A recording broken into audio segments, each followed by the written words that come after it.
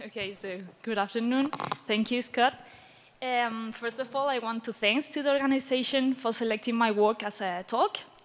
I also want to thank the opportunity of being part of the Ambassadors Program and also for co-chairing this session with Scott Johnson. It's been a pleasure.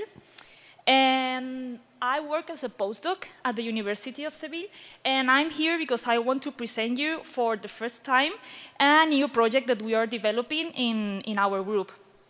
This project is related with climate change, you know, just to escape from common topics. And you know that nowadays climate change is in everyone's lips. We can see it on TV, on the radio, newspapers. But regarding this overwhelming media, it is true that we are, I don't know what happened here. Okay. It is true that we are witnessing some environmental effects as CO2 rising, also temperature, and droughts and soil salinity. Altogether, these effects are affecting all worldwide agriculture. We have less water for irrigation. This water is of poor quality and even brackish, and temperatures are affecting like critical moments for crop development. So, as researchers, we are always looking for new opportunities, and this concern is reflected in the increase of the numbers of papers that we have been publishing the last years. As I told you, I come from Seville, in the south of Spain, and Seville is a very beautiful city. It's a very delicious city, a very happy city, but Seville is also a very hot city, right? Especially during summer. So with climate change, this is not going better because predictions for our country and our city are longer summer periods, soil salinization, and droughts. Actually, we have some crops that are already suffering these consequences, especially rice and wheat. And this is a great concern for us because Seville is the main rice producer in Spain. And sometimes at the newspapers, we can also see news like this one. I just translate. The lack of water causes the fall of the wheat campaign in the province. So this is real. So we urgently need crops adapted to the new coming climate reality. So this is the main objective of our project. How are we going to do this? We can make like some crossbreeding, also genetic engineering, but in our project, we want to focus in other two lines that now did genetic manipulation, and they are looking for alternative crops or improving the existing ones. And how are we going to do this? I'm really sorry for this, right? Okay. Okay, so halophytes. Remember this word, remember these plants because we claim that they are the future, right? Halophytes are plants that grow with high salinity concentrations. They are adapted to droughts and high temperatures. You can see them all over the world, and they have many uses. So why not trying with them?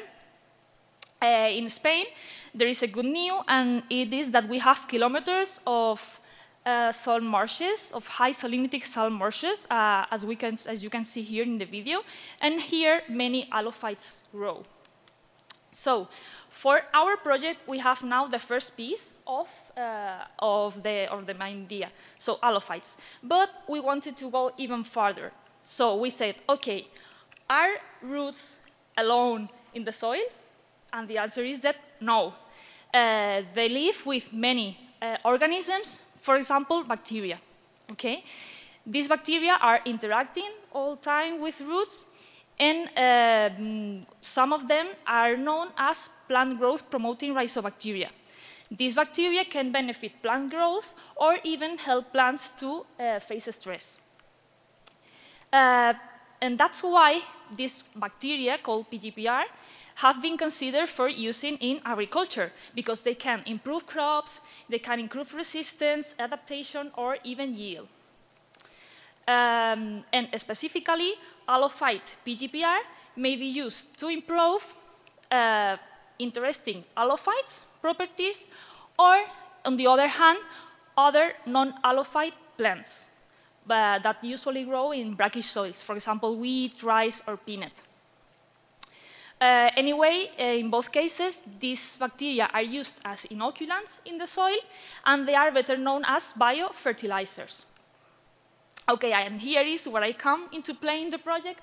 I'm not plant scientist like Maya, I'm microbiologist, and during my PhD I published 7 papers regarding Rhizobacteria and Halophytes, so a group of plant ecophysiologists hired me to participate in this project, and here I am. So the second piece of our puzzle are biofertilizers, but we wanted to go still even further, you know, just to make that difference to publish, and we investigated a little, and we said, we realized, that there are many studies in halophytes that combine just 2 environmental parameters. But what about real life, where all parameters are combined at the same time? I mean, nobody's so crazy to do so many combinations.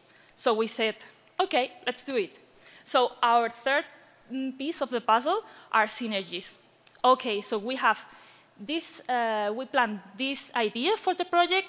We presented this idea in a national call with European funding, and they said, okay, go for it. And last year, they gave us 230,000 euros. I had to say that here is my salary, so thanks, Europe. And as a result, we became like somewhat famous. This is our group leader, Dr. Susana Redondo. She won a prize because the idea of this project. And she also has been interviewed several times on TV. I want to show you just a little piece.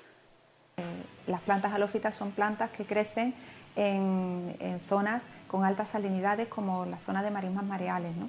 Entonces vamos a las raíces de esas plantas y extraemos de ahí bacterias de sus raíces, que son bacterias además, vamos buscando bacterias que tienen propiedades que son beneficiosas para las plantas.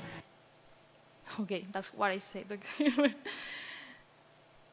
Okay, so this is the idea, but how do we develop this idea in the field? First of all, we go to salt marshes in the south of Spain. We collect halophytes. This is Dr. Enrique Mateos Naranjo, is the other project PI, together with Susana. And we choose these 5 species just because they have, in Spain, they have either or economical or ecological importance. And then in the lab, I isolate the Rhizobacteria for 5 of them. I isolate all the bacteria and I make a screening, so looking for plant growth promoting properties, temperature, and salt tolerance. All of them, right? So it's a very, very hard work. Then I just select the best performing strains, so at the end we have 5 inoculum, each one from one plant, right? And each bacterial inoculum has plant growth promoting properties and are resistant to temperature and salinity. So first, what we did is to apply these biofertilizers to an halophyte. We choose Salicornia ramosissima because it's being very consumed lately, because it has like a high nutritive value. If you go to these websites, you can buy beer from Salicornia or either to eat.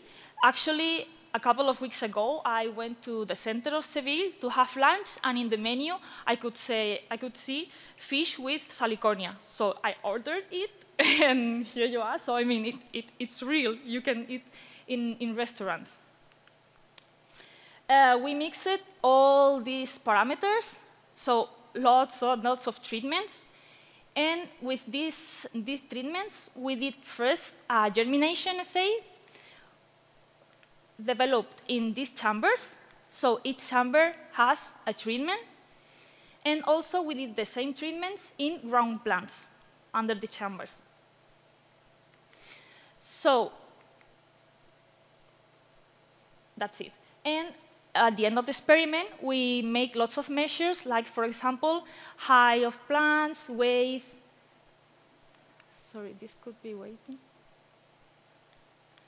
Now, height of plants, weight, length, fluorescence of the leaves, pigments, photosynthesis, like many, many measures.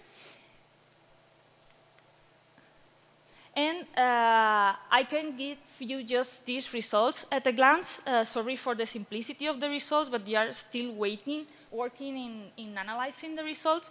So in all cases, biofertilizer treatment improved root length and weight up to 66%, which is like amazing. Differences between treatments were higher when temperature was higher also. And obviously, salinity increase affects negatively root development, and just 2 rhizobacterial inocula improve root growth under high CO2. Okay, thanks. We also took some photos with SIM, and here we can see this is the root of Salicornia, and here we can see Rhizobacteria attached to the surface of the root, which is really cool. And now what are we working? We are doing the same experiment, but using an existing crop like is wheat. Now, maybe in the next Congress, I can give you these results. So yes, I want to thank all funding. I want to thank my supervisors, especially Susana and Enrique, who also did a synergy when they hired me in their ecophysiology group.